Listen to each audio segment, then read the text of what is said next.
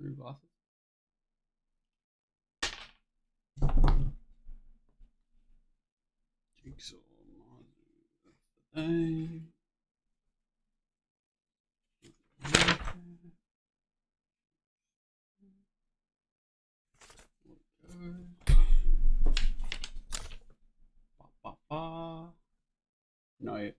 Nyoj.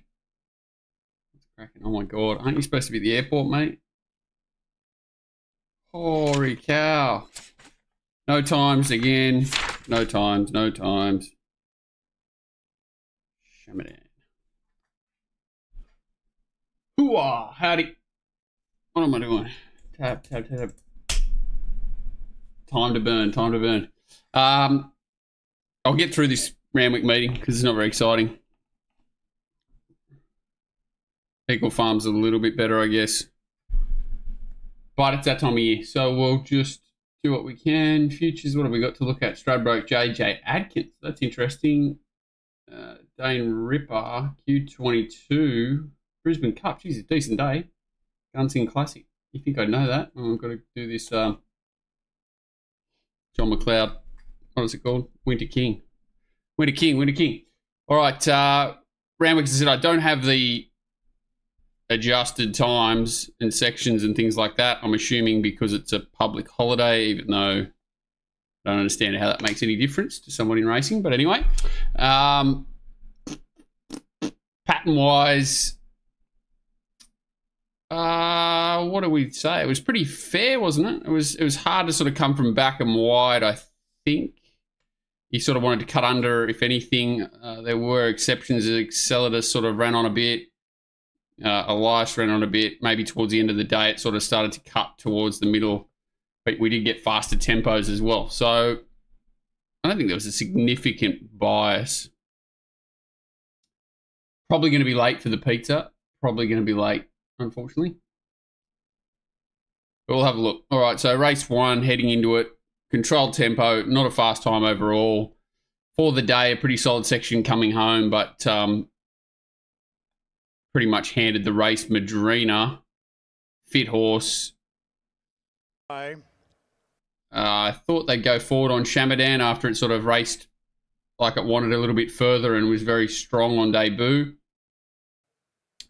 But they didn't. And they're racing. So the key to the race is probably the start. So Shamadan, drawn one from the outside, obviously doesn't begin as well as Madrina. It was always going to find the front. Probably smart in this case that they had the stablemate. Not going to say it was running cover. They do run 1-2 Buckingham Palace, but it does help when Gay's got sort of the flying V up front and they sort of control the race between themselves, which is, you know, often scares riders off from rolling forward and taking them on because they kind of know that they're probably signing their own death warrant if they do. I think that the mistake Sam probably made was not persevering to hold a spot a little bit more. As soon as he saw they were going to control, he didn't really, you know, for the same amount of petrol, he probably could have lobbed 3 wide outside them, you know, stayed outside Tyler, moved in front of, what's this horse, Smashing Rosie, is it? I'm not sure what horse that is. Anyhow, if it had just rolled, so that's Smashing Rosie there. What's this, number 3, is it? Knight's Inferno. He could have, you know, wouldn't have spent a lot of petrol considering the tempo. Instead, he sort of was looking for cover, he says in the Steward's report. And, you know, my number one pet hate is when riders on this sort of tempo over this sort of trip are looking for cover. They're basically giving up further ground to those horses up on speed who are already getting their own way. So, you know, he could have parked 4 or 5 lengths closer in the run. Instead, sort of now is dictated to behind the wrong sort of style of horses as well. And his main dangers up on speed are getting their own way. Certainly at this stage of the day, I thought it was a bit of a favour to be up towards the inside and up on speed as well. I think it sort of cut out towards the end of the day. But what I'm trying to say is the on pace has definitely got every advantage here. Known to man. It's not a bad horse, Madrina, but I don't think it's any star. And, you know, what you see is what you get here. Second horse stuck on a little bit. Thought its trials were only fair. But again, you know, outside leaders probably prime position in this race. Kensington controlled everything, and Shamadan only got going through the line. So, you know, he can be forgiven. He's a nice horse.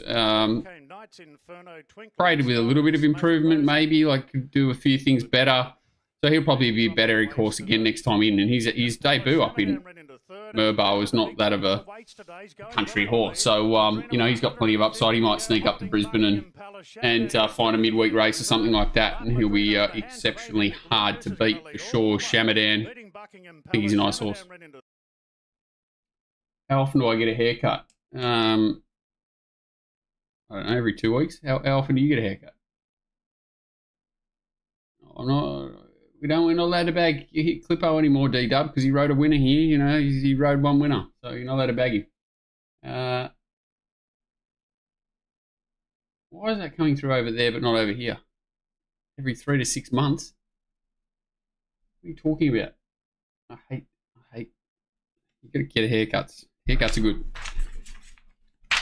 Depends on the occasion. Averaging around one a month. I don't know, every 2 or 3 weeks. I don't know. Sister-in-law cuts it. How do you know he could have paraded better when sitting in your house watching Sky Channel? Not a knock, but the camera pans every horse. Oh, well, what you see is what you get. Sometimes you see things you can use, sometimes you can't. Sometimes it depends what you see. Plus also usually got someone there as well, but in this case it was just from what I saw on the TV.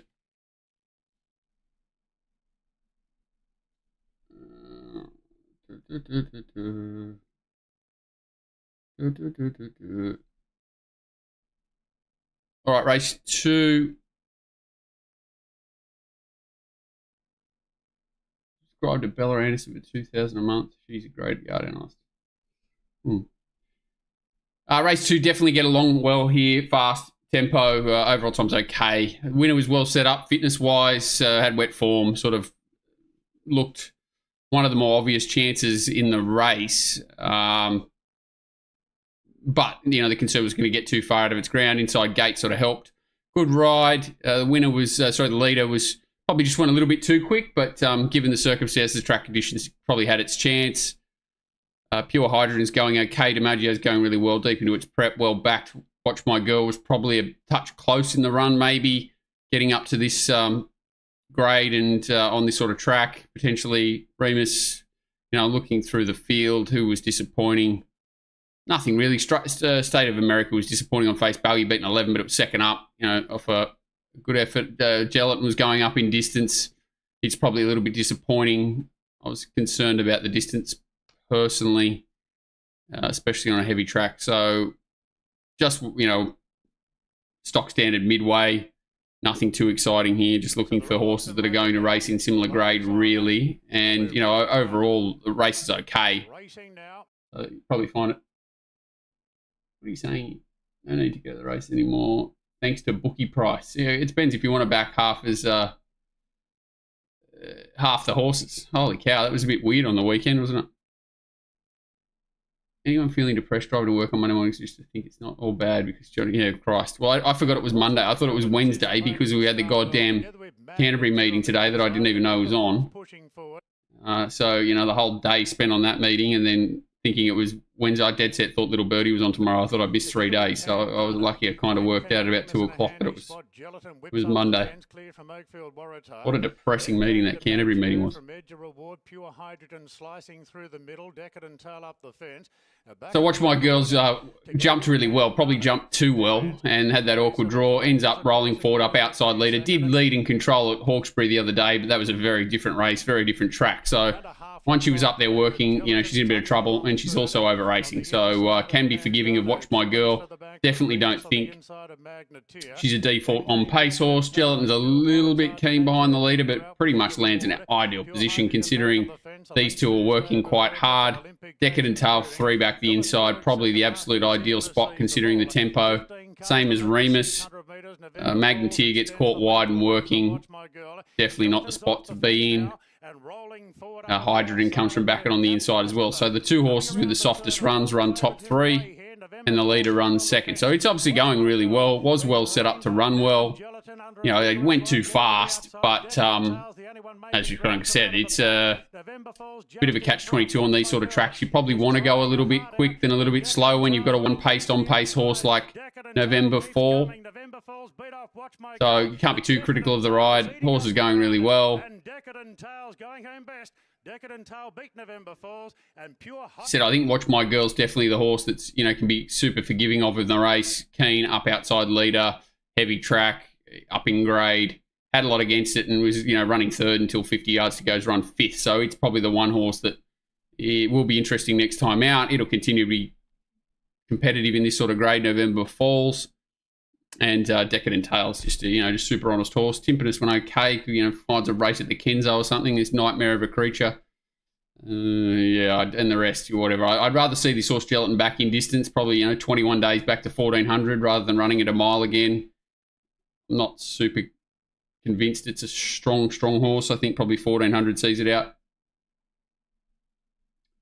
Canterbury's a tip, rather bet in Mount Isa. 396% markets up.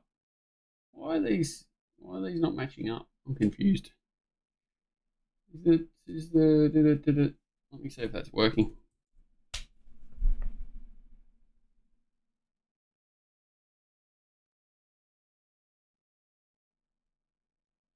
No, it's working. Yeah, so it's pretty stock standard dirty midway. But, you know, the form will be okay for similar races over the next few weeks. That form will carry.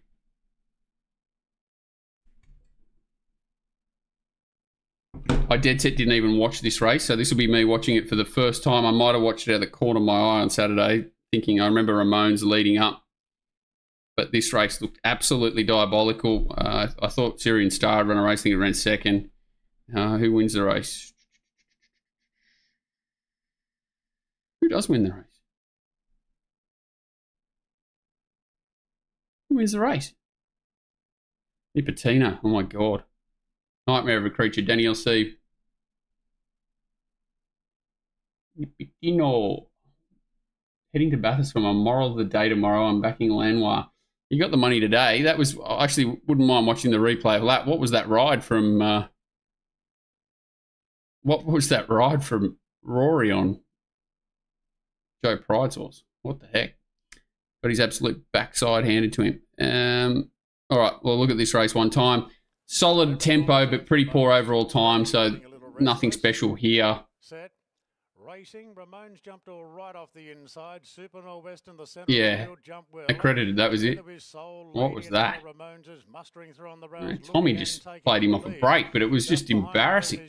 Took his spot, then took his lunch, then took his friggin' dessert, then took his play money, took everything, and then he got cooked. Sort of going wide on the bend from gate 2. It was a really weird effort. Then Lethal Lady, Syrian Star, King Rupert, well back in the field then as they find their positions to Ida's Peanuts, who changed his screen name to Laces. Tai Lung and 2 lengths to Largo's Daughter. Super Northwest is up on the outside of Ramones as they travel to the 500 metres. Wilbury 3 wide third, followed by Tickle Belly in a good spot. Nipitino sort of 3 wide with cover. Interesting. Kickback's already much worse. It's Ramones and Super Norwest. There's a horse going up the fence. At the 350, 2 lengths to Wilbury, then Tickle Belly revved up on the rouser. Carla and Syrian Star making ground on the cheek pieces. Super Norwest at odds races to a narrow lead at the 200 metres. Running on stoutly now, Nipitino, Syrian Star, Tai Lung late. Nipitino races to the lead. Nipitino from Syrian Star, and Nipitino's going to win it. Beating Syrian Star. Not very inspiring. It doesn't look too deep or interesting where these horses get to. Largo's Daughter gets out wide. Syrian Star, Nipitino. Placings, Tickle Belly's in the middle. So they've sort of come from left, right and centre here. The leaders knock up. I think Super Norwest was first up from memory. So he can improve sitting up outside of fast tempo. Yeah, it was first up for 119 days. So he could improve. They're locking potentially. 350, 2 lengths to Wilbury, then Tickle Belly revved up on the rouser. Carla and I think Carla's just a horse. Super Norwest at odds races to a narrow lead. I don't think I'll waste another replay here, but these horses, you know, off-season midways. But if anything, with any ability or upside, we'll beat these horses. The fit Tickle Belly, I think it was second up. Syrian Star was at first up back in trip. 78 days off a freshen. So it had been running over 1,400 back to 1,100 off a freshen. So first up, but not really. The winner is a bit of a diabolical creature. It's mixed its form even before Danielle Sieb got it. So it's had a few homes. John Thompson, Brett Kavanagh, Danielle Sieb. She's actually probably got it going as well as anyone. 1,000 out to 1,200 back to 11. So it was set up to peak. You know, what you see is what you get there. Nipotino, second horse, suited by a bit of a testing race, testing conditions, hard fit. You know, he sets his horses for these races. Terry Robinson and Jeremy Sylvester's horses continue to go a little bit better than their form suggests. This horse is probably the most interesting horse to follow out of the race. Super Norwest, always horse with a bit of speed. First up, outside leader on a fast tempo, testing conditions. It's probably the horse to take out of the race, maybe. If it goes into something like this again, but yeah, probably that's enough time spent on this race. Inexplicable. What did we'll do a little sideways. Because I am interested to see what the Steward's report says. Today. Was it the second last? No, it wasn't the second last. It was the third last, wasn't it? 12.50.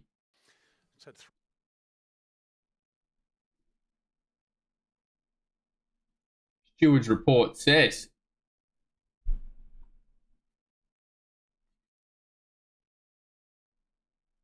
they didn't question him. Is that right? Not one question.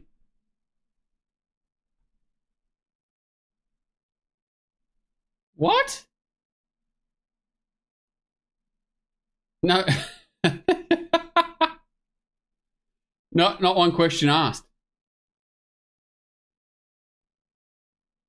What? It's had 3 jump outs in Victoria, and Hugh back and Majestic Divine Glory, Best Intent, Hughes, Oakfield, Duke, and Neats on the outside and heads off Divine Glory, accredited with. So every horse in the race, every horse in the day basically was fence or one off in the run. And he lets this horse come up underneath him from behind him. The 800 metres from Divine Glory, accredited off the fence third and needs some luck, really pinching good ground the inside. And the leader was a $6 chance. The one outside it was a 25 to 1 chance. Or it might have got out in betting. Down the side and let's try. So there's a question. Why did you not take up the position behind the leader? Some luck accredited and a gap to Best Intent has come off the bridle. So let's try in front. Need some luck's come off the fence now. Push Divine Glory out of the way and this forced accredited. Oh my God. Deeper out as they straighten up. And let's try swings in front by length to Need Some Luck who's starting to run on. Lost well. like 2 lengths there. Then is accredited from Divine Glory. Need Some Luck now. Moved up to take the lead and clear. It's a big win coming goes to second from Oakfield, Duke, and Needs Some Luck. And finds a line. How do they not at least ask the question? This is what drives you crazy. They're never going to do anything, but at least ask.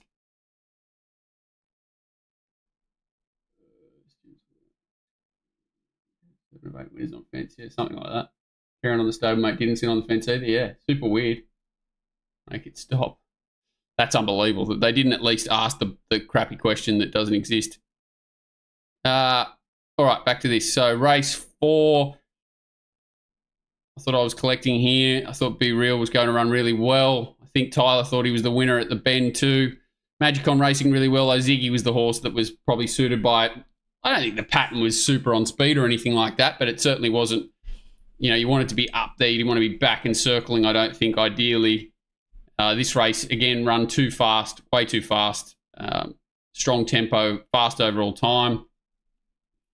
Bit of a poxy race, I think. Some beaten up horses. Warrior the Warrior's been all over the world. Little Genie, bit overrated. Mr. Kipchoge obviously failed Queensland prep and looked a bit beaten up. I'm not... Piggyback was going up there too, wasn't it? I'm not sure what happened there, whether it didn't get a run, I'm assuming. Probably needed to win that benchmark 78 a couple of weeks ago, that Invincible Spy race, which has turned out a pretty solid reference. So, yeah, I didn't think it went that well there either. Probably didn't warrant going up to Brisbane off that. It was obviously good at the start behind Scarlet Oak when it ran on really powerfully late there in, really good sections. It went okay behind Invincible Spy, but nowhere near as powerful. Actually ran a best rating, so that's interesting in itself. But I thought it was a little bit plain. I thought I was a little bit wary of it here, and it certainly went better than I thought it would. Bailey Wheeler did a good job.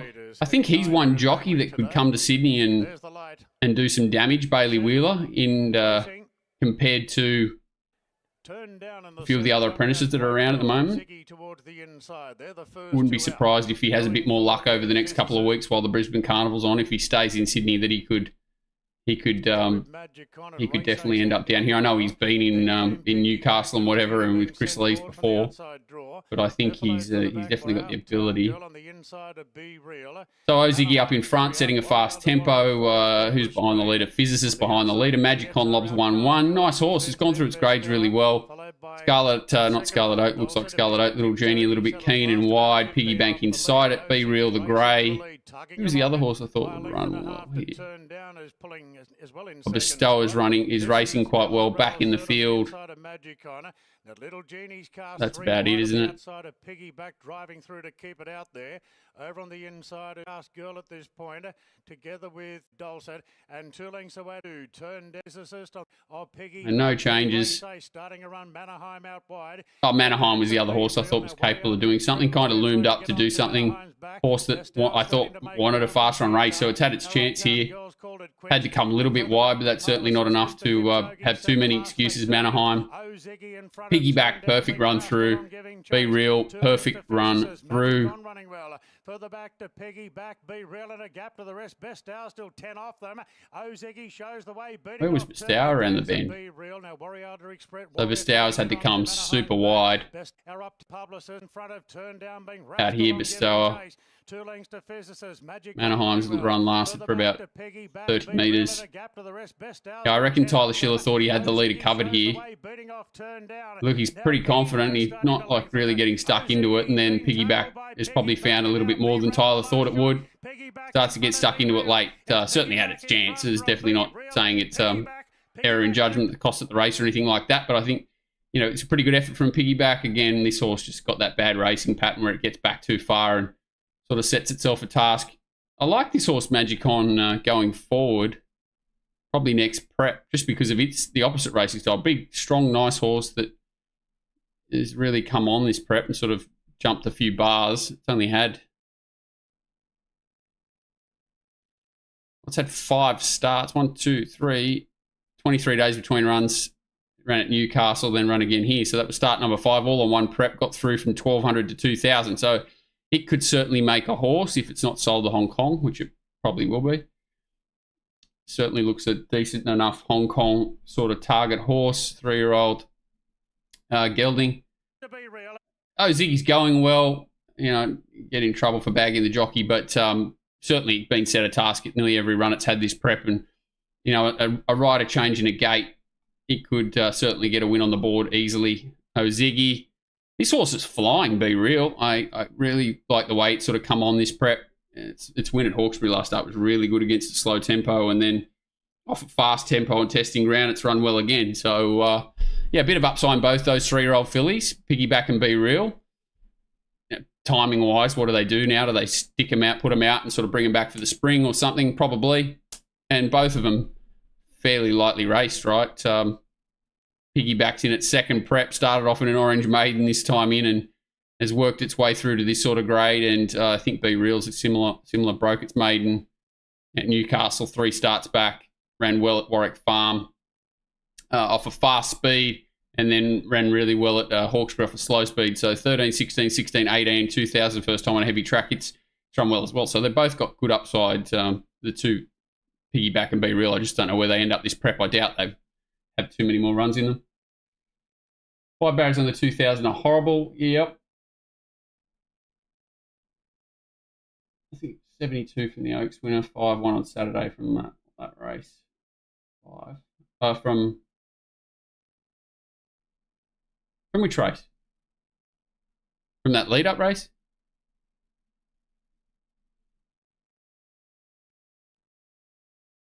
Definitely not that race. 5 ran. Oh, here we go. Sox Nation come out and won. There you go. Bright Red came out and won.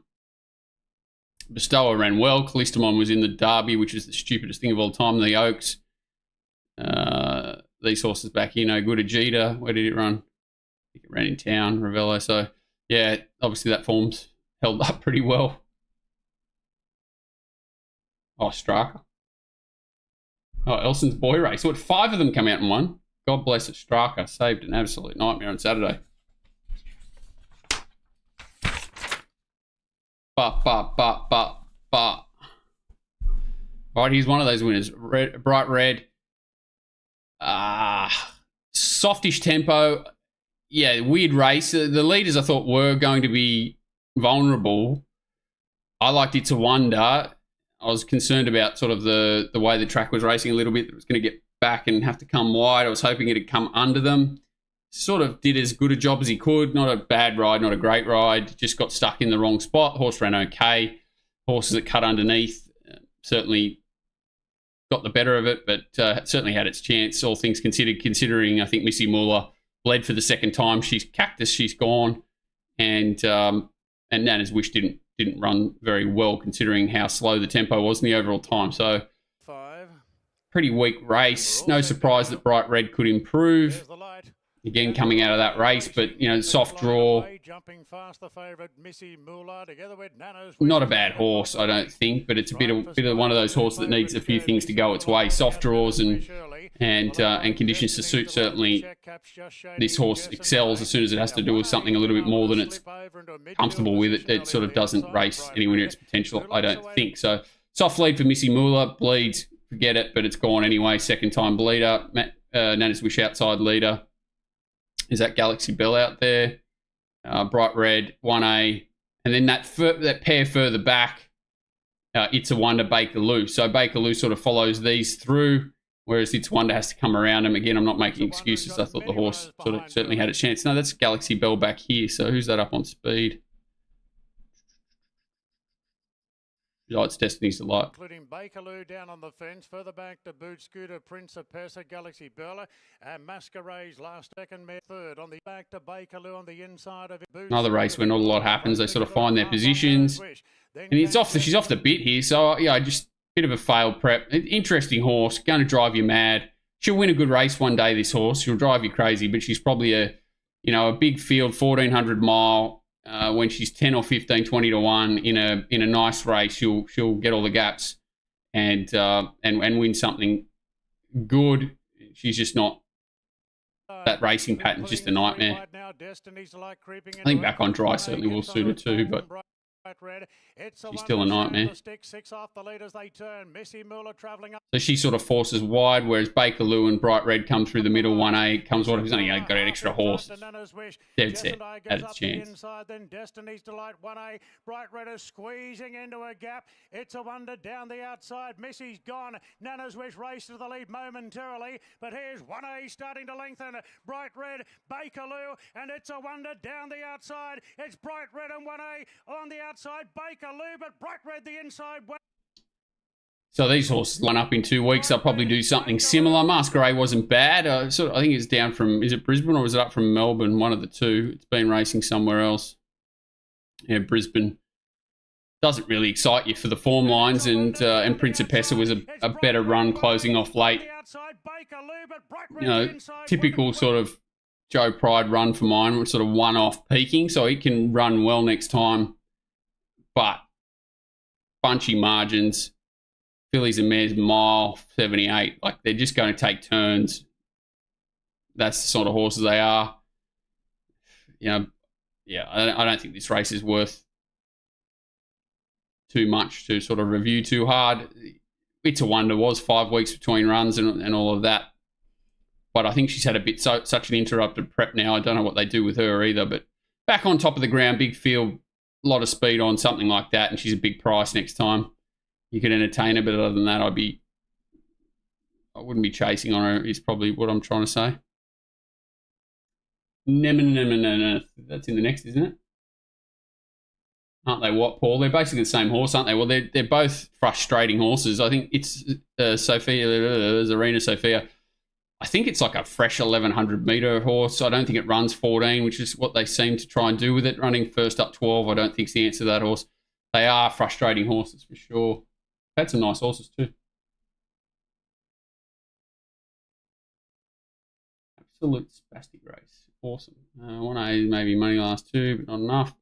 Yeah, it's a weird horse, 1A. When it finds the right race, it tends to get beat, but it outperforms when it's in harder races, I find. Sophia. What did I just do there?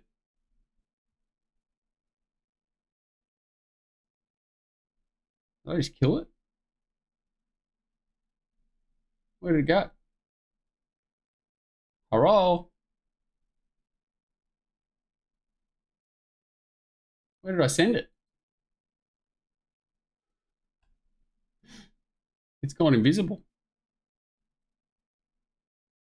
The weirdest thing ever. You can go away. No. Start again.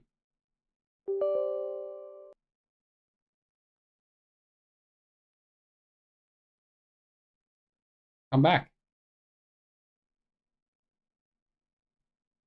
That was weird.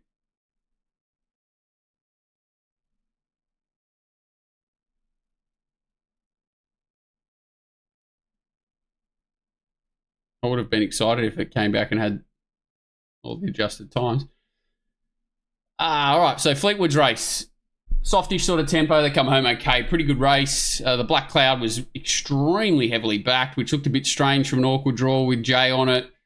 Fleetwood and Jambalaya kind of looked like the two obvious dangers. Fleetwood was really good first up. Thought it was ridden upside down that day just to sort of get a win on the board.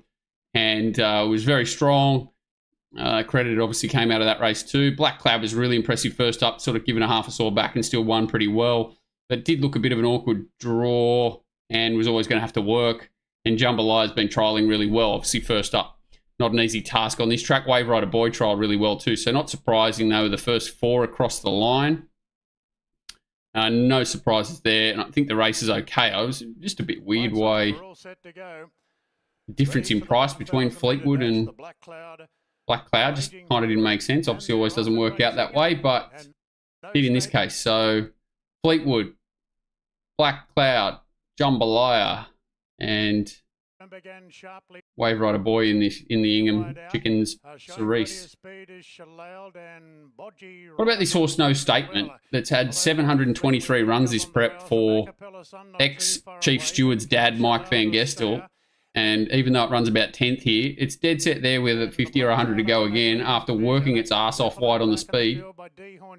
What a horse it is.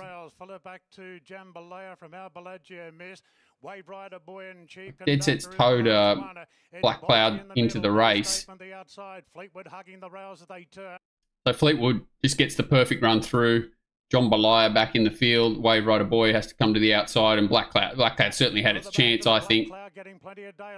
Now, probably had to give a length or two to the leader, but if she was good enough, she definitely had a chance. Jambalaya's done a good job to sort of change course back towards the inside first up on this sort of choppy track and run well. Usual suspects in behind. Jesus Christ, isn't this a run? I didn't see this before. Chief Conductor ridden out the back. This horse has never hit the line in its life. I think it had Equicast on. It did. Equicast on, synthetic hoof fillers off. First up from a spell. Never raced further back than 3rd, 4th in its life. 7th last start at Canterbury and ran on.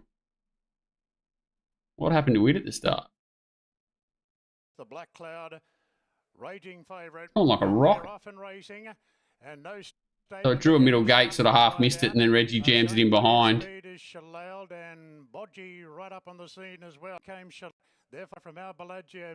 Look at this. So it's like pulling and keen back in the fence. He's half butchered it here. Hasn't he set it a task? Look at him. He looks like he's half given it a barrier trial, and then this is like the ride he gave Cigar Flick to start before it won. Except this has gone a lot better.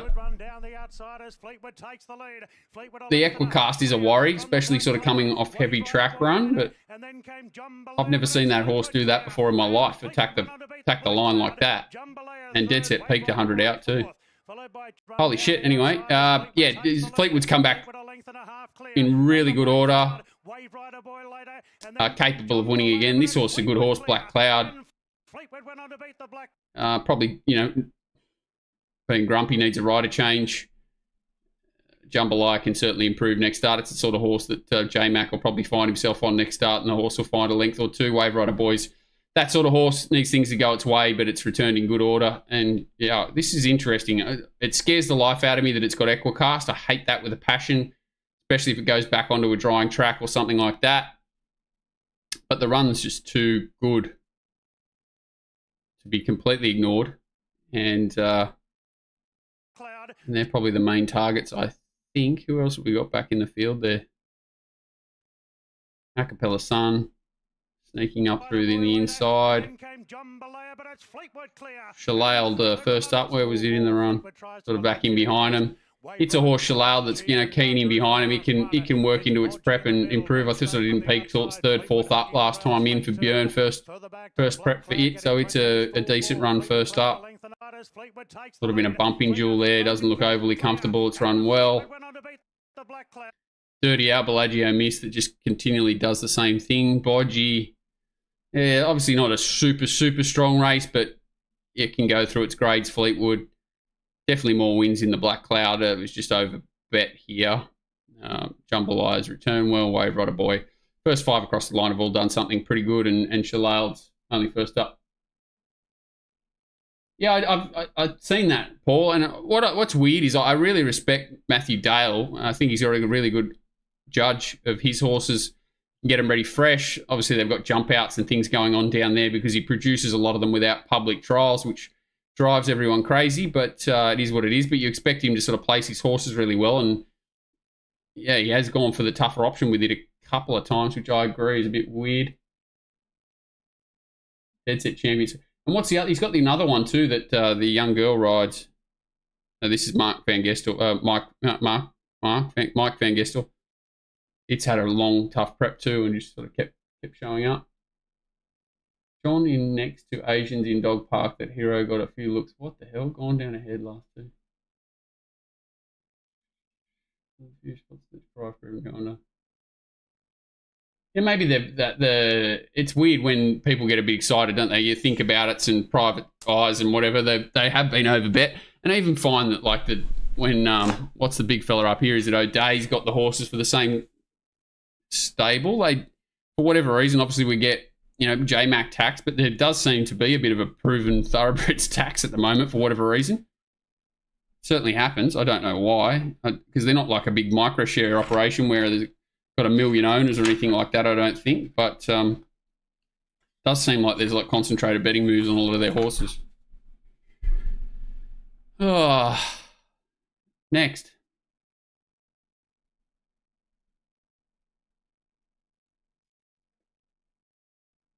It's always had an engine. I'm just sort of saying Hippo butchered last start, chief conductor. It's always had an engine.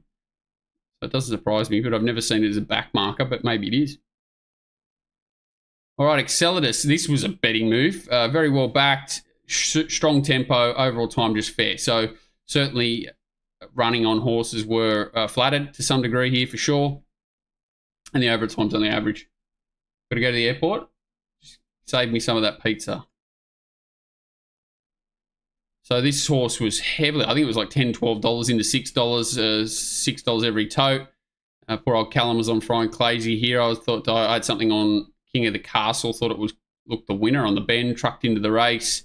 Just those inside draws, saving ground, just looked at a nice horse and actually travelled really well. So Excelidus has been a horse of mine too. I sort of had a good look at it in this race and just thought with Sam and the awkward draw that he'd probably set it too big a task. But the money said it was at its peak and certainly ran to that. So good luck, well done to them. Unlucky for Callum and myself. Set now. Check out Lanois.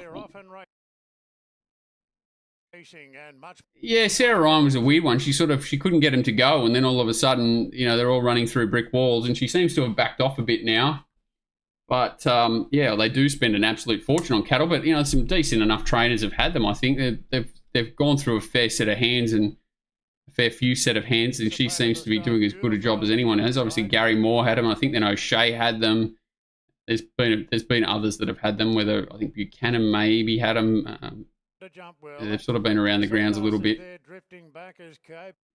So Flying Crazy out the back, Exceladus out here, Kobe gets stuck in no man's land. King of the Castle got the absolute beautiful run, as did Secret Plan sitting outside it. Who else have we got? Stadio Mastala, I think, just got it. Oh, it's back here, sort of midfield. Stero rolls forward into a good spot, I believe. Gravina's out wide there. So Kobe goes to second, Fender third. Then came Charles Cavalier back towards the end. It was probably disappointing. King of the Castle, and Exceladus has caught very wide now. So Kobe's working really hard here in the fastest run part of the race. Funny part is Exceladus is probably working the hardest of them. So interesting. It's just a huge performance by the look of it. It's stuck wide, and you can see he's sort of going forward, back, doesn't know where to go. So no favours for Exceladus, considering the tempo. And is that Rachel inside it? Yeah, Rachel's sort of kicking up inside to make sure that Sam's working. So it doesn't look like it ever gets any cover, really. And it doesn't look like it's travelling here at all, Exceladus. So it's a heck of a win. Holy cow. Our stablemate looks to be bolting. Flying Crazy back and wide, but sort of forced wide out off the back of... It's about 9 lengths away, this plunge favourite. So interesting. So this is Stadio Mastella, Flying Crazy, Exceladus, who doesn't look to be travelling, King of the Castle. What else have we got here? Worked hard. Much better. So when King of the Castle cut through here, I was collecting. That lasted for about 2 strides. It's a good effort, this. Not as if it's really stopping, is it?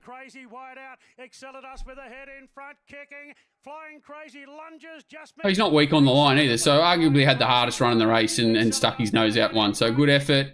This horse is probably ready to win now, Stadio Mastella, but will be well found. Don't think there's much upside in it. What's this little poking through? Caesar's Palace first up. I had a good look at this horse, had some weird preps, actually got some solid ability, Caesar's Palace. That stable that's very hard to catch in Anthony Cummings. But, yeah, good effort. I think you can be forgiving of Gravina. I thought it was poorly placed here. I don't think it really likes this sort of wet tracks and whatever. This horse can, not too many excuses, Secret Plan actually went too quick. Fender's Fender sort of seems to have found his mark. Stero's kind of found his mark. He raced close to the speed. I think King of the Castle was only second up, so he can improve off this for sure. Exceladus is a weird one. He kind of seems to get to his peak in a prep and then tail off a little bit. So same time last prep, third up, huge run, chasing a fast speed, 14 lengths above. And then came out and ran okay at his next start, but sort of plateaued. Whether he does that again here or not, who knows. But a very similar. He's actually probably returned not as well as he did last prep. And then obviously this effort's better than what we've seen. No gear change. It's interesting. Joe Pride normally, but he does seem to, he's peaked him third up both times he's had him. There's nothing to say that he won't run well again off the back of that win. He sort of said he had no favours and got the job done. So, again, these horses are probably going to race in very similar grade. Exceladus Flying Crazy. I think Callum and I have both been chasing this horse. It's been going okay. Just running cheeky races back in the pack. It's one of those dirty backmarking things that $34 is the price you like to take about it. Be wary of Stadio Mastella. Will be starting about that price again, considering sort of this overall race. I don't think it's a super strong race that's going to carry, form everywhere and be winning everywhere, but it's solid enough for this grade. Just thought come out own rate. I agree with that, Paul. That was it. That's the sort of race you need to catch it in while it's on the up. All right, this race was brutal. There was one query runner in the race. It was Benny Elias, and just had control of the race from the turn. French import that I think it had 3 trials, maybe 4. Was it 3? I think it was 3. And then its latest trial was certainly much better than its previous 2. So did show that it was improving slowly, 1,000 and then 2 1,200-metre trials. Was, off a 10-month break or 9-month break. So first up 2,000 heavy track. Its form overseas obviously is very good and better than probably I certainly gave it credit for when you see that it started 650, I think, every tote. Obviously, its overseas form was superior to anything here in someone's opinion who frames markets and makes markets a lot more aggressively than I ever will. But, yeah, no, super strong performance, just absolutely too good for them. Again, the tempo was strong. Leaders went too quick. Overall time's good, though, and, some decent merit in the winner's effort. Got no clue where it ends up. What do you say about the race in general? I don't think too many of these horses are going to progress too much past this grade apart from the winner. Query for it was fitness and conditions, and it's obviously ticked those boxes. So it's an interesting horse. I don't know what Gay will do with it, whether she brings it up to Brisbane for a run before sort of freshening it and bring it back for the spring, or gives it a decent spell or something like that. I'm not really sure. It's a strange time to be bringing up a horse with any great aspirations at this stage, I would have thought. So, I'm not sure what the story is there, but interesting horse anyway. All right, let's have a look. Red light is on, and we're ready to go on the Lord Mayor's Cup. Over 2,000 metres, they're off and racing now.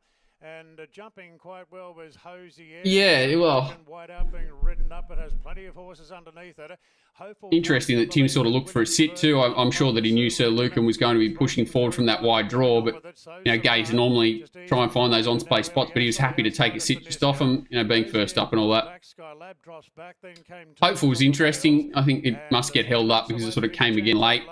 Bit of a one-pace, sluggy sort of horse that loves the conditions. Inside draw, as you mentioned there, Paul, that sort of were to its liking. I thought Sir Lucan would get a much easier time of it up front. Wouldn't have to work anywhere near as hard as this to find that front from that wide draw.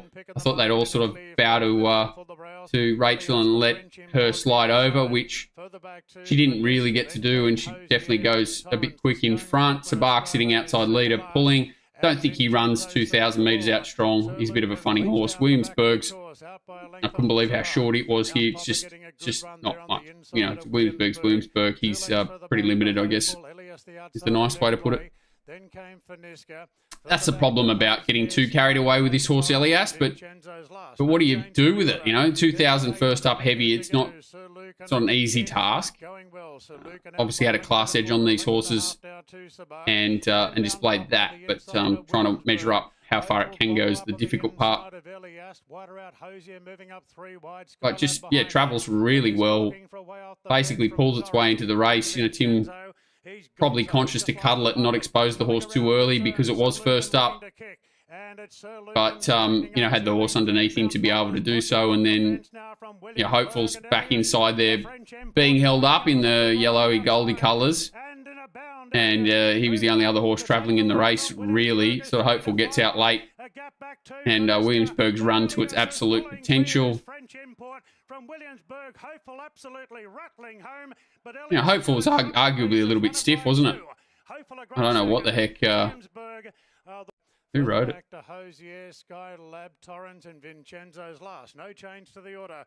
Heavy Van der Hoogen band. Holy cow. Why would you put Heavy Van der Hoogen band on a horse on a Saturday? He's just sort of been caught up from that inside draw. No real urgency to try and find the back of anything. Sort of just got stuck behind the wrong horses. So this is what does drive me crazy is that, he's tried to tow up behind a horse that's pulled outside the leader the whole way. He should know the horse because it's a stablemate to the horse that he's riding and know that this horse is vulnerable over 2,000 and he just sort of parks up in behind it. So, he's arguably, if he was a bit more switched on, would have been trying to switch to these lanes a little bit earlier and might have got a crack at the winner. If he had got the back of Williamsburg and then either gone outside or in, it was a pretty steady ride on Hopeful. I'd be pretty dirty if I was on it. I thought Big Skylab, old boy, was the danger to Sir Luke, and he ran well considering he's second up, but he did have those 3 trials, and that's why I thought he'd sort of run better, but loves these conditions. No real excuses for him. And Finiska was a better effort. Yeah, this horse has obviously got huge upside. Much fitter horse in Hopeful. Just don't know. Probably ends up in some sort of race in Brisbane in the next couple of weeks.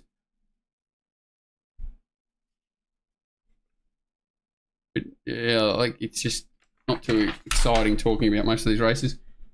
Grafton Cup? Yeah, probably. And Gay loves targeting those races. She goes sort of Grafton Cup, Sunshine Coast Cup. She's done that many times before, so that's interesting. Would suit the horse too, you'd think. She loves trying to win that Grafton Cup. It was the horse that Tim went up there and won on one of the Star Thoroughbred horses there one time. No, Josh won on it, not too Southern something. Yeah, that's a good point.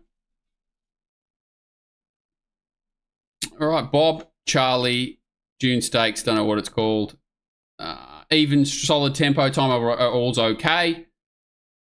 This horse has definitely got a liking for the wet conditions. You probably wanted shares in Iona Merck in the run. I thought I nearly had a heart attack when she grabbed hold of Iona Merck and went back on it. But then she did end up on the back of the winner, I think, and sort of peeled. So it had its chance in the run. The other main chance in the betting was Semillion, coming off a run where it had the absolute dream run at Newcastle. Still looked like it was going to get the right run here and had a good chance, but and did run okay, but looked well set up for this race. Didn't look a super deep race on paper. Yeah, I was just surprised that Rachel sort of went back aggressively, sort of trying to find cover again, which as we've talked about, I hate. It is what it is. I'm never going to stop hating it. And then sort of tries to get on a bike a little bit early. So I don't know why. But anyway, the horse basically had its chance and turned it up. Considering, you know, Nemeneth has raced more forward, and she's ended up on its back, gets off in plenty of time, you know, looks the absolute winner, and he comes back and wins quite convincingly in the end, sort of 3/4 of a length. So no real excuses for Iona Merck. No real excuses for anything here. They've all pretty much had their chance. You couldn't get enough on Iona Merck at this point, and you wouldn't believe that it would get beat 3/4 of a length, but obviously has a little bit of a think or a little bit weak or only has a very short dash. So whether heavy conditions aren't really to its liking or not, Quick Tempo runs the race that Quick Tempo always does. Dashing Legend was okay. Eagle's Nest was okay. I think this is the only horse that sort of sat wide, no cover the whole way in Bacchanalia. Was first up, had a couple of trials where it had been banged out, so she can probably improve. And with your blessing, just didn't get across. Felix Majestic, yeah, I don't think it likes the wet at all. So I was surprised they ran it. Gate 1, yeah, I'm with you. You can be complete forgive. Is it a Group 3 or a listed race or something? Grafton Cup, is it?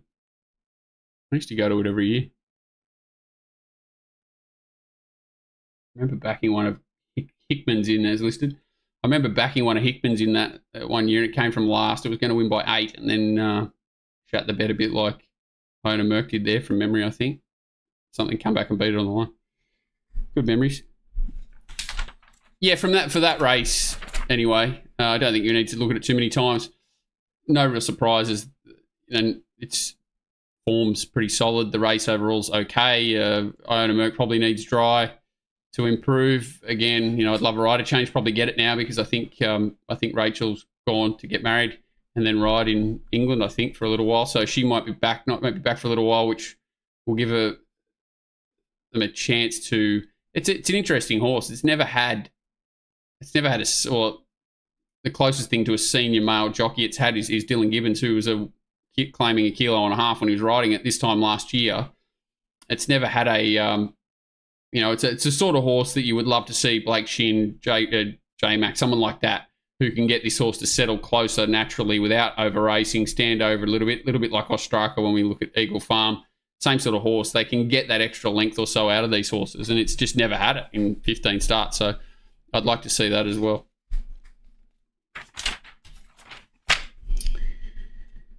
This race was interesting. The right horse won the race in hindsight for sure in Ruby Flyer. Watching it the first time though, I think D-Dub's going to have a heart attack. He's in the chat here as well. He's going to have a heart attack. He was on Danish Fortune, and I was on Palmetto each way, very small. I didn't really like the race, but looked, I was very happy in the run.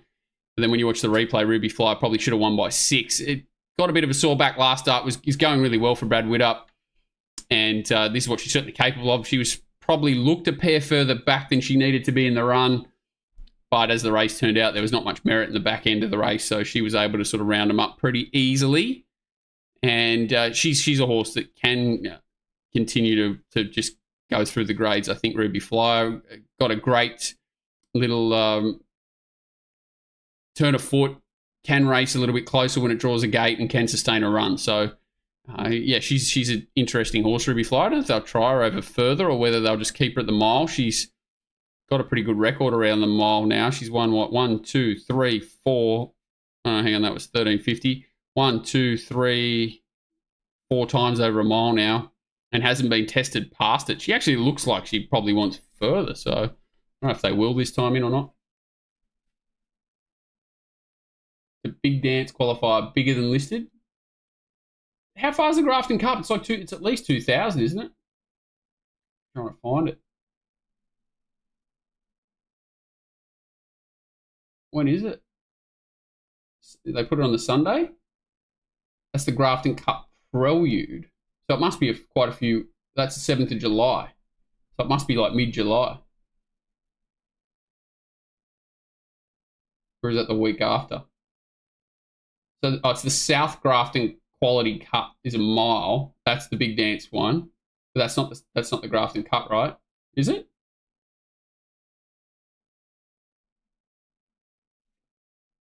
I thought the Grafton Cup was like 2,000 or further. It is 2350. So it's not until 18th of July, and it doesn't look like it's a quality now. They've taken the listed off it. Winner of the following are exempt for the W. Kell Ipswich Cup, Caloundra Cup. So that's what she does. She goes here normally and then goes to the Caloundra Cup. Interesting. Anyway, off track again. Ruby Flyer. Rabbitohs running in 3 tries. The light is on for the racing and sports at the gates. Now Palmetto jump. I'm wondering why I'm absolutely cast already, and I forgot there was 11 races. And Kaboo will spear to the front from highlights. Trying to do 10 and 11 races, back into 8 races at Camels today at Canterbury. Absolutely tiring. Especially the way I do things. So Ruby Flyer, I thought in the run was probably a pair too far back. You know, watching them, they didn't look like they were going that quick. But as you sort of said, the horses up front struggled to finish their races off. So, you know, it was in a comfortable spot. And as you see, it ran up their backsides and still was able to recover and run away from them, which is not easy to do, especially on a wet track. To lose momentum, have to pick yourself up and put the horses away. So Danish Fortune runs second. It's in the perfect spot. Palmetto, absolutely perfect spot given the tempo. They both had perfect runs. Ruby Flyers back towards the inside. Bold Max behind it.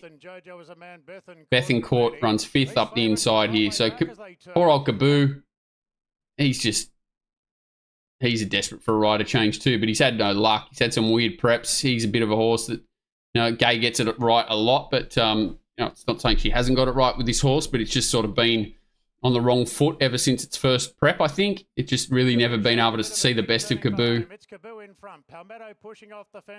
Palmetto gets out. He's going to win. Blinkers on. He's going to put the race away. No, he's not.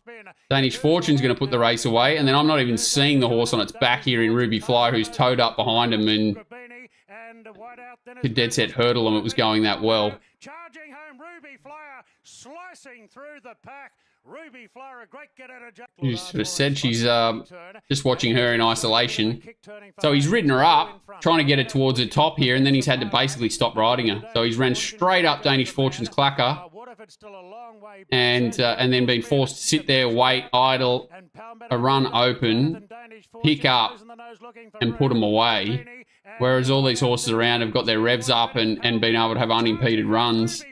And then he's able to push the button again, accelerate and do that. So to me, that's a great sign. That's a horse that'll race through its grades and keep winning. You know, if she maintains this sort of form, this sort of ground, looks absolutely ideal. She's flying. She did have a really good run in transit, and the race overall is not good. But to be able to do that, there's definitely more merit in the win than what the margin suggests, in my opinion. And these aren't bad horses. You know, they're pretty solid horses, and she's beaten up on them, to be fair. Yeah, I know Kaboo won't get a rider change because they own it. I know. There was 10 races at Grafton. I know it was ridiculous. To be fair, we were cast after the midday. We were... I'm not sure what that means. The camel that won today, Holstein, went around in the Grafton Cup last year. I think it did... No, it did go... It didn't... Holstein... did it go around against Watergo's? I think that was Mawullumbar, wasn't it? Might have gone around at Grafton. Not sure.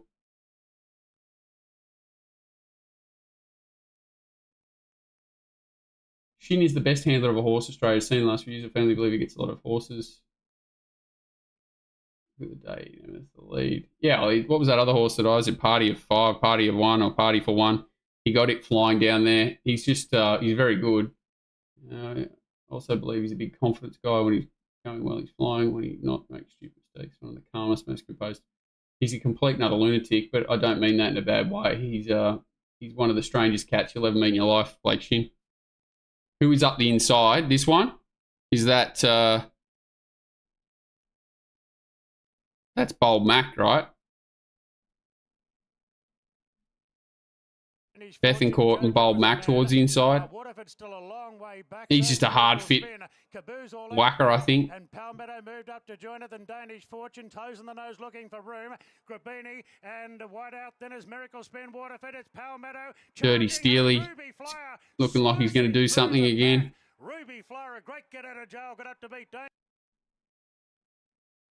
He's a lunatic, but in a good way, I'd say is the best way to say it about Blake Shin. He's, yeah, super self-confident. What you see is what you get, but he's a great rider. He just, that ultimate attribute of getting a horse to settle closer without using it up excess energy somehow. And then travel. Right, don't have any sheets for race 11. We'll look at it. I think it's putrid. It's actually a better race on paper than what I thought it was. Fast tempo. It definitely looks like the inside was cutting out by this stage. War Eternal was second or third up off a long break. I think it's a pretty poxy race. A lot of these horses I can't really get too strong a handle on. Fairly limited sort of horses. That's what I'd probably say. Not going to get far beyond this grade, that's for sure, but they'll continue to sort of race in this grade. I'm talking about horses like Captain Amelia, Flashing Steel, Kiss Space Age. Elkington Road I found hard to line up from Melbourne. Looked like it went okay. Zadarki's an interesting horse. Had a weird prep. It's a horse that... did it just get beat in the Canberra Guineas or win? Either way, there was a nose in it. I think it won. Probably an overachiever, but he's had a really long prep and had the race shot to bits here and run down on the line by War Eternal. Bless its little heart. I think he would have been a good horse if he didn't have his setback, War Eternal. Have a look at this horse's prep. Unanimous improved off a really poor run first up. Back towards the inside there. Space Age coming underneath it, is it? This horse is going really well. He was entitled to run well back in distance. Fit horse. Starman, super fit horse. That's as good as he can go. That's kind of what I'm trying to say. These horses are this is as good as they go. Unanimous has got some upside. I think Space Age probably does too. I just want to have a look at Zadarki's prep. So it had 62 days off. So won a maiden. Sorry, didn't win a maiden until it was 4th up. So couldn't win a maiden at Randwick. Got beat by Fire Tribe Hanau. That race was okay. Fire Tribe's still sort of a midweek horse, isn't it? Then Hanau beat it.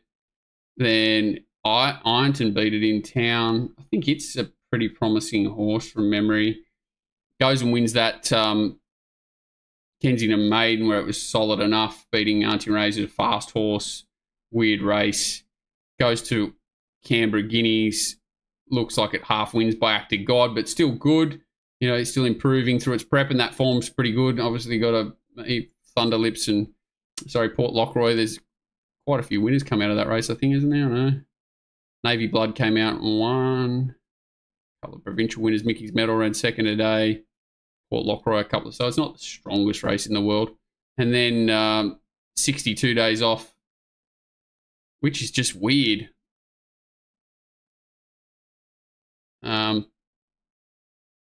Which is just weird. And then just went okay in that Corniche race up in Brisbane on that heavy track.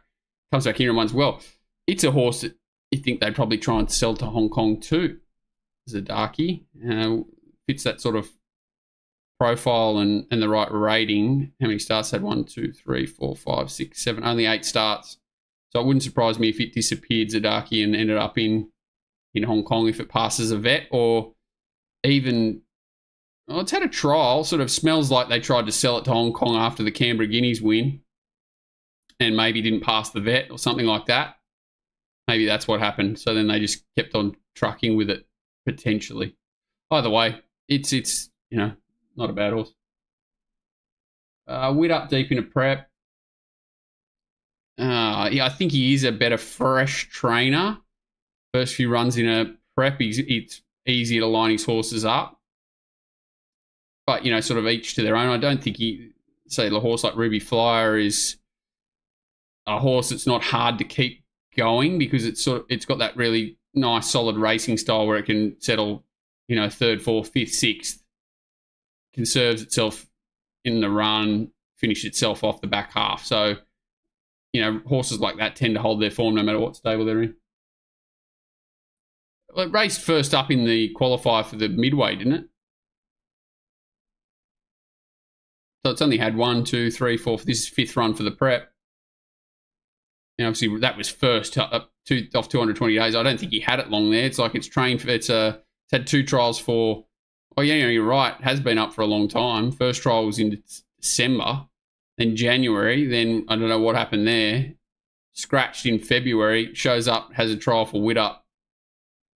That has been up a long time. All right, that's that meeting. A lot of that form's going to end up in similar races.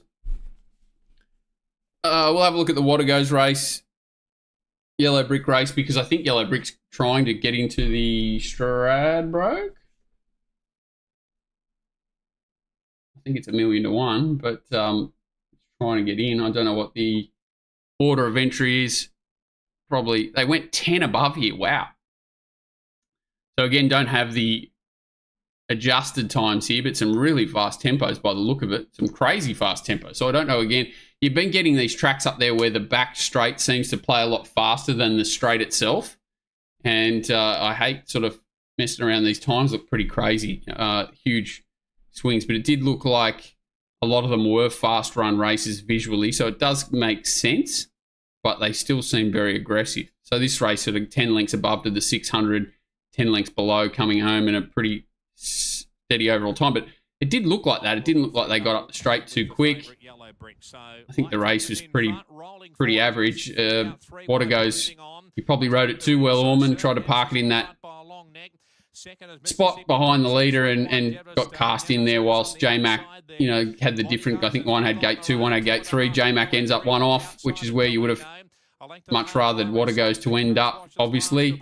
J-Mac smart enough to see that the on paces were weakening. They'd gone too fast up in front, and he made the early move, and he was off and gone. Watergo gets out in time if he was, had a class edge on him, but I don't think there's much between Yellow Brick and Watergo's as a horse, and James just completely outrode James. Watergo's is out and trying hard. Mississippi Princess still there. Further back to Namazu, Kalino, Coastwatch on the inside. Probably, marginally the better part of the track too. He's over 2 lengths in front. Watergo's is trying. But he's just a super honest horse. Well, the winner, Yellow Brick, and so is Watergo's, and Coastwatch is flying. It was the one that sort of settled out the back. It was a little bit pace assisted, but had to come up that inside section as well. So sort of a trade-off, but I think that's as far as he wants. Probably wants to go back to 1400 Coastwatch, and these two are just super honest types. Yeah, he looked cast late, didn't he? And then it's not really a run. Whatever, you're gonna run in a Stradbroke if you can get into one, but I don't think a hard run 1500 like that where you look cast late, backing up into a Stradbroke, coming back in distance, probably not the ideal setup. But back onto a firmer track certainly helped Yellow Brick, which looked the key to whether it could improve. But watch this, because it was the one highlight of my day. The Mighty Ostraka did look a little bit disappointing last start, but you sort of said Sherry hadn't done a lot wrong on it last start, but just sitting outside the leader exposed. Shin had the perfect draw here, and this was just a horse that we were talking about, that Shin can improve these sorts of horses. Ones that sort of have a think. If you get there too early on them, they can sort of switch off. They can look. He can just turn these horses into better horses. It's hard. It's just not too many jockeys can do it. Obviously, there's some very good on pace riders. He's just got that special knack. I don't know what it is. Had a perfect run too. He's a little bit keen in the run, if anything. Poor old Moravia, just absolutely butchered sitting outside the leader. This race is fast run as well, but nothing like the previous race. 3.5 above, and one sort of come home a bit quicker. So the overall time's a bit quicker too. Actually does travel pretty keen, Ostraka, considering they're running along.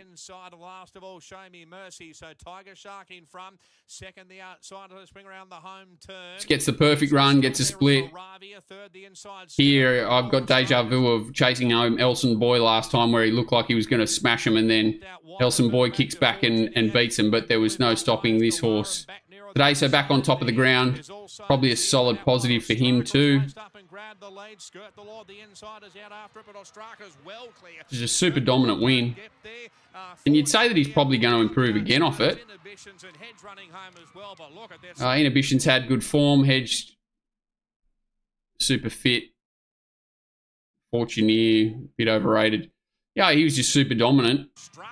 And, there's a race for him in the next few weeks. He'll obviously be well found off the back of that. But he did start odds again there. So, might be a little bit forgotten about. But there was definitely no fluke in that win. Had the perfect run in transit. But he's that sort of horse. He can hold a spot. He's got some good gate speed and certainly can quicken off it when he's in the mood. And he can quicken off a fast tempo too, which is another strong positive to have, because he can sort of establish that break on the back markers that, if they say it is a solid tempo, horses that can quicken off it and put that break on them, that's a great attribute to have compared to sort of one-paced horses that can be vulnerable and can't pinch a break and make them have to sort of chase, which he's done well, and he's strong through the line this time. So, firm track, Shin again.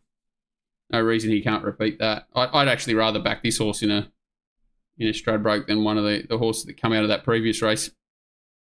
I don't think he'll be lining up in the Stradbroke. Is there even any point watching these races? This is going to depress everyone. All in at the mile. This was looked average to the eye. This is the Creek race, and as it turns out, that's exactly what it was. Fast tempo. They go too fast up front. No merit in the last sections. And that's what it looked like. It looked like Recruit was looking for another 600 metres. Never really travelled. Poor old Osmos is just caught wide. And, in hindsight, Hippo probably did the right thing bailing out because they were going so fast. But I think if she had found a spot or drew a gate or jumped cleanly, she's a little bit of a good thing beat in this race. Going forward as 4 for Cindy drifts back. Zoe's Promise is right up there in the firing line. Macarena does a pretty good job. Maracana. Osmos out wider going back now, followed by La Creek. Favourites now got 3 behind. 4 for Cindy certainly had its chance. Side there, Foxy Free. La Creek has got about 5 or 6. But watching La Creek here, I actually thought 4 for Cindy looked the winner at this point. Foxy Frida looks like it's travelling as well. La Creek is sort of doing something, but not a lot. And Osmose, who's had a bit of a harder run, is coming on outside her. She's dominant late, but it makes sense that there's not much merit in this last section because she doesn't look like she's really quickening visually or doing anything special. She's just sort of outplugging them, and that's what the time suggests. Foxy Frida has had its chance. She said Osmose is just super on her, super fit. 4 for Cindy was up in grade. Every chance, really.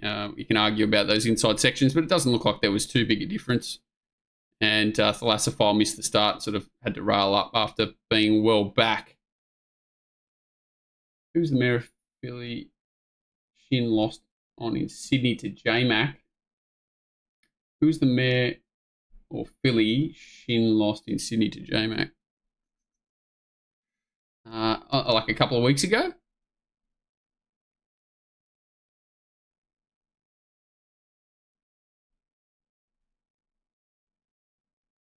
In the Oaks, was it?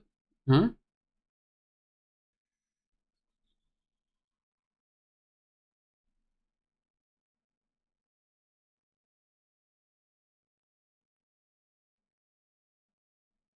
I can kind of half remember what it was, but I can't remember. It was a big race.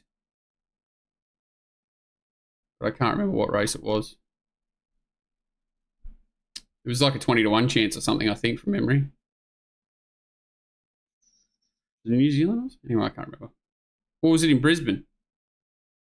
Group 1 or 2 in the carnival. J-Mac on Watergo.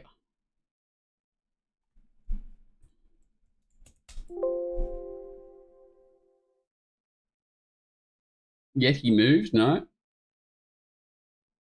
It's not Zuatica. I know the horse you're talking about. The thing of Wallace, what's it called?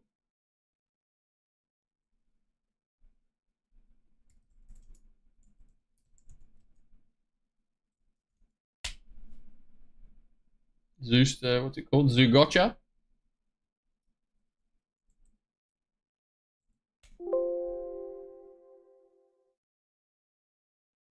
A tissue? No. Samana? No. Yeah, it was a tissue.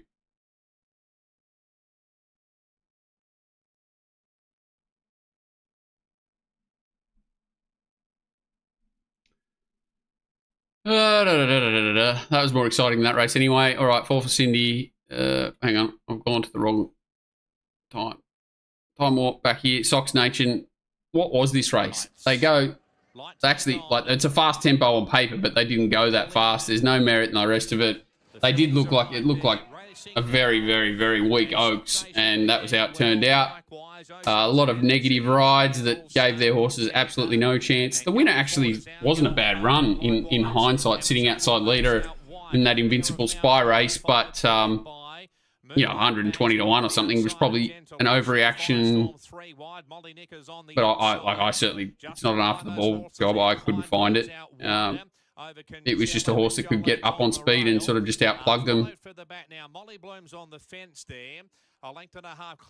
Our Gold Hope.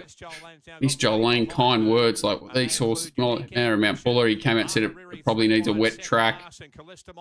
Ahariri's back here. He's given absolutely none, but still disappointing, I thought.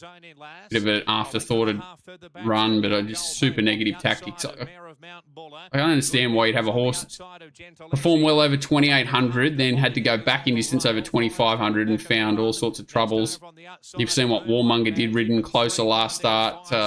Really one-paced horse. Why would you drag it out the race? I don't understand. Like, I would have been chancing my arm and trying to find a position on it, but that's just my opinion. But yeah, like everything looks like it's had their chance to run these horses down. It's just, I think a lot of them had extended preps, cooked like Scarlet Oak. You can see J-Max pulled it up. Most of the jockeys came in and said, oh, you know, disappointing. Good Banner was the same. Yeah, I'd just be really surprised if this horse, this form held up. Our Gold Hope, we were backing it at Hawkesbury, you know, a few starts ago. I know she's got good form this time in around all of the decent fillies. I'm just not sure how good they are. That's probably my biggest issue. I just don't think there's much class to this whole 3-year-old year. Colts, geldings and fillies. That Warmonger performance was something else. I don't know what to do with it, but the rest of them, once they've got past a mile and even shorter than that, were pretty steady creatures. I think this horse will stay Hariri, and I'm forgiving of her because I think she just wants, you know, 2 mile. But yeah, I agree. I don't think there's any Caulfield Cup early favourites at all. I don't know why that's messing with that. Anyway. And the last, probably a good look at Volana because I think Tim Clark's riding this horse in the Stradbroke this week. J-Max certainly left nothing in the tank though. Didn't he give it a nice banging to the line like it was the last leg of the quaddie like it was? He certainly wasn't mucking around. But yeah, Volana's got some speed, adaptable horse. He'll run well in a Stradbroke. It's just whether he can back up off this 7 days later. No reason he probably can't. I think he's only backed up once 7 days later before and failed, but I think that was at a mile. So, you know, Stradbroke's probably his level. It doesn't look a super strong Stradbroke. Definitely attacked the line here really nicely. So, you know, it's hard to knock him too much. He sort of looked like he'd forgotten how to win prior to this. So it's good to see him put a race away. But, yeah, doesn't J-Mac look like he's keen to win when he's in the mood, and you can see him sort of, he's a sight to behold, J-Mac, when he's got that killer instinct going. Look at him. He's not. He's putting 5 on him, and he's still whacking the horse through the line. I don't know. Like it's not. And then when he realises he's 8 in front, he shuts it down the last 50 metres. But he was. He had blinkers on up until that point. J-Mac.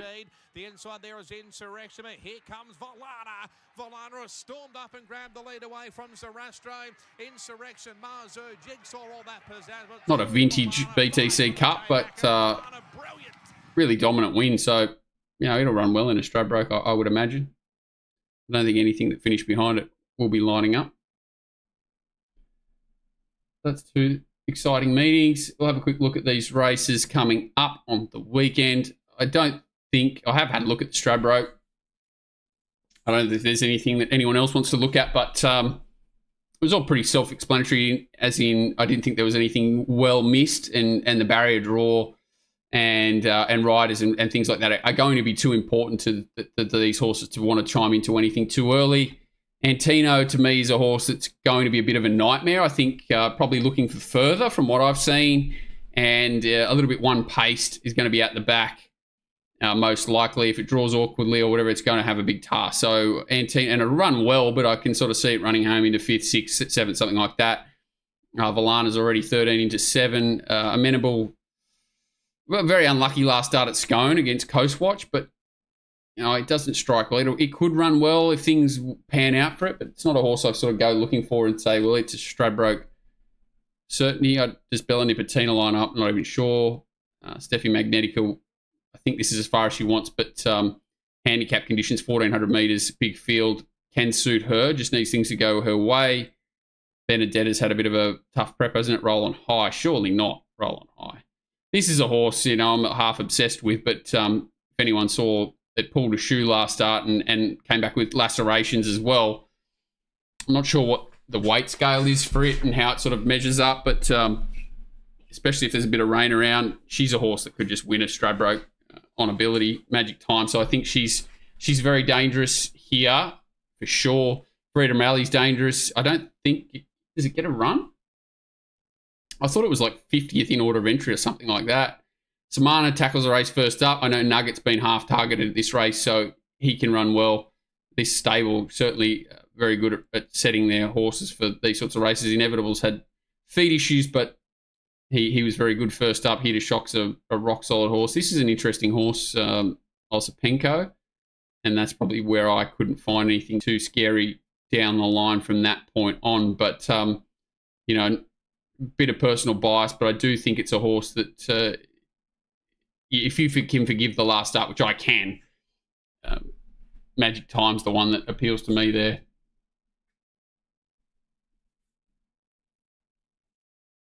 Joe Roots.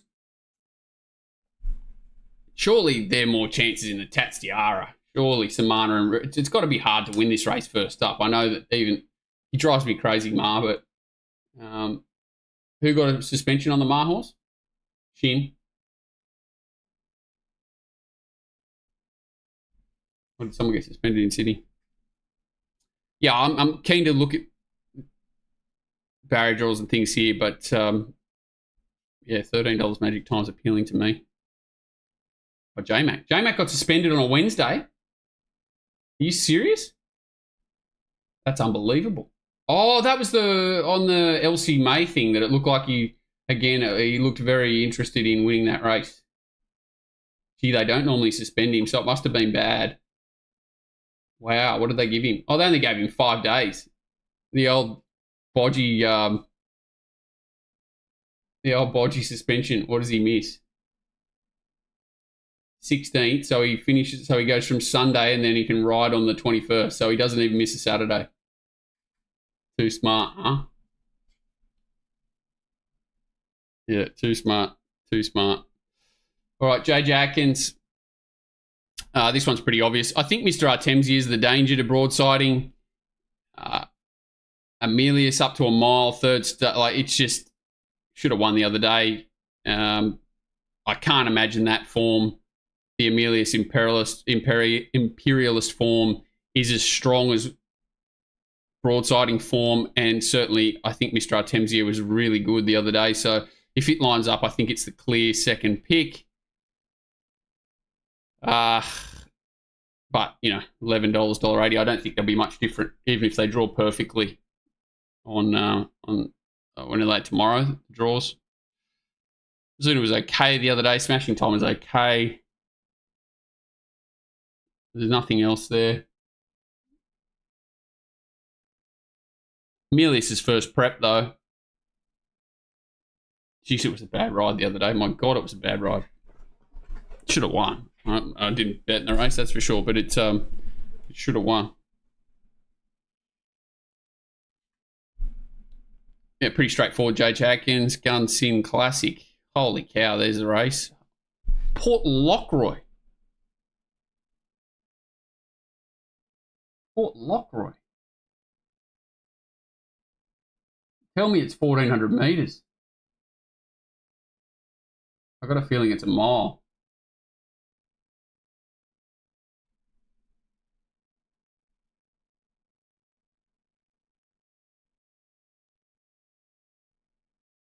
A mile.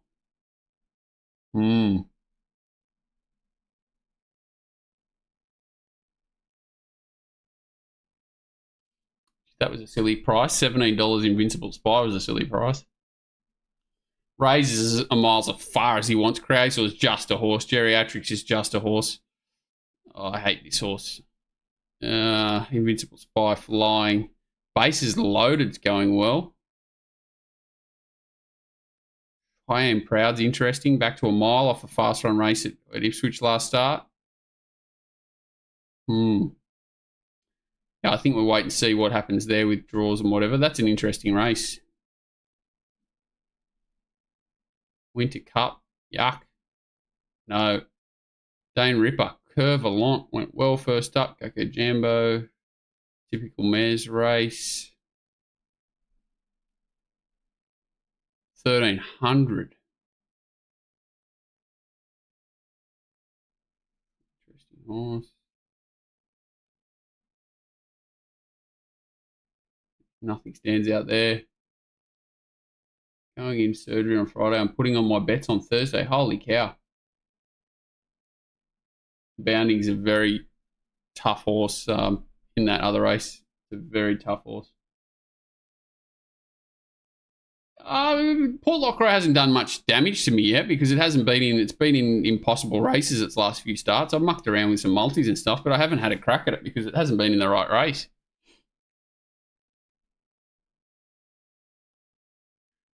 Q22. What is this? I thought this was a much better race than this.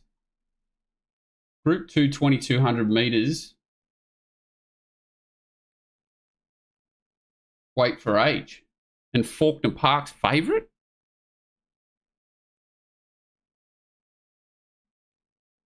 How bad is this race?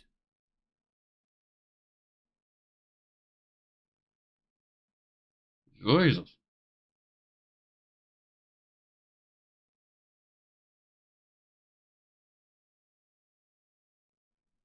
Ugh. Roll on high this week. If it's in the Stradbroke, it's got to be up against it in the Stradbroke, surely.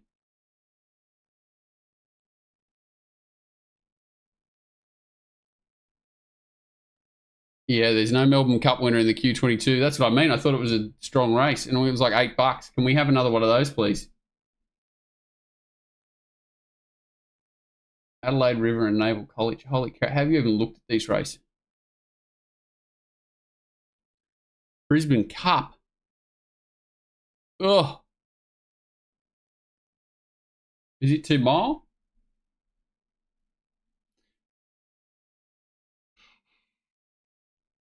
Holy cow. Will it get a rider change, Goldman? I'm interested to see what it does over 2 mile, Goldman. Yuck. Where's that? That's in Royal Ascot. Queen Anne Stakes. Probably better off betting there. I think most of those races are barrier draw and rider jobs. I don't think there's much point in early betting in any of those from what I could see. Get those glasses back on. No Melbourne Cup winner in the Q22. There was last year. Holy cow, that was a good day. That was a good day. And that was the day we're like, oh, Caulfield Cups could be over. Have the glasses back on. Anything else to look at? What's this horse you want me to look at? Wednesday.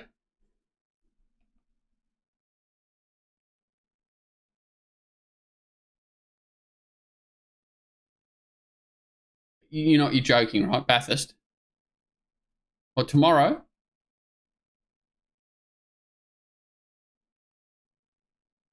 You're making me look at a 1200 metre maiden at Bathurst heavy track. William Stanley. He's one of the worst in the history of the world. Going from 900 metres to 1200 metres. Time, please take note.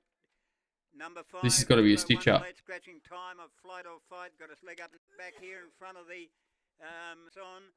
Have I got time Missed to the get kick. But not fast now. Pater, Independent, Corona Storm, Branding Flight on Shark Hop, shorter 3, third place. Inside runs. Rebel Love, I'm Independent. Didn't handle the track. Didn't handle the turn. Desirous is finishing on well, and it's racing away. Desirous goes home to win here. This horse here.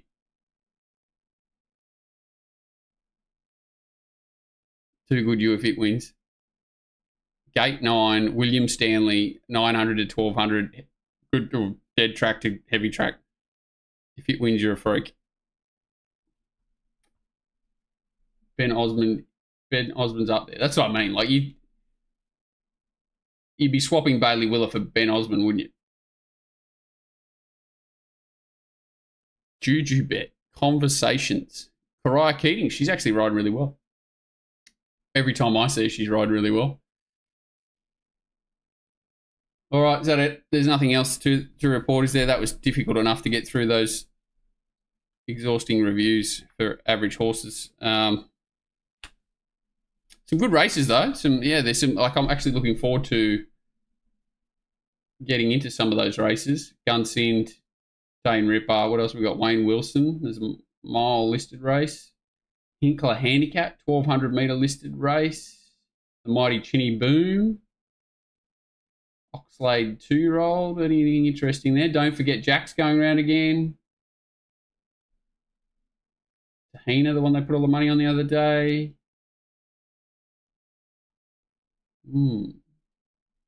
Is it supposed? I don't think there's any rain around, is it? Either. I think the weather's pretty good.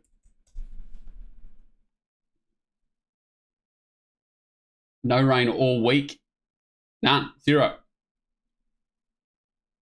How's Mark Zara going? Mate, he's just that good a jockey.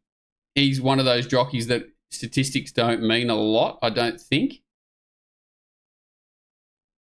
Because he's just that good that he can do whatever he needs to do whenever he needs to do it. I'll have a look how he's going on paper. So last 90 days, 14% strike rate. Expected 21, only 14 wins. So he's not going that well last 90, last 60. Even worse, 7.7. 4 from his last 52, last 60 days with 9 expected. So he's not going well. And then he's 1 from his last 27. So that doesn't look great, does it? And he's ridden 6 favourites, 1 winner on a favourite. Nothing's won outside that. So I would say he's going as bad as Mark Zara can go.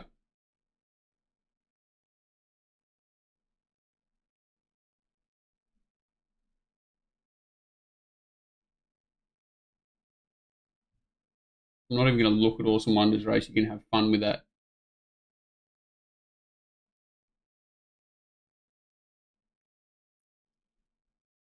Chat on Father's Day is a knock. And this horse will get all favours. Look at its last race. God damn. All right, guys. Thank you. Thanks for coming and listening to this highly riveting review. Yes, I said, sort of looking forward to it. Not looking forward to going to Melbourne on Saturday to freeze my balls off. But got to do what you got to do. Cheers, guys. I'll talk to you later in the week. I don't know what the heck I'm doing as far as Saturday's concerned or whatever, but I'll work that out. I don't know. I'm not sure what's happening. So at worst, it'll be on Nick's thing, on that little birdie stream. So I'll be there annoying you. I just don't know whether I'll have the my own one going. A bit difficult to set up on the hop down there, but we'll see what happens. Cheers, Paul. Have fun with Melbourne guy. Nick said to me that there's some surprise guest host, and he won't tell me who it is, and that's scaring me in itself. That says to me that it's someone that's going to be annoying, but we'll see what happens. Cheers, guys. What are you prepared to lose today? For free and confidential support, call the number on the screen or visit the website.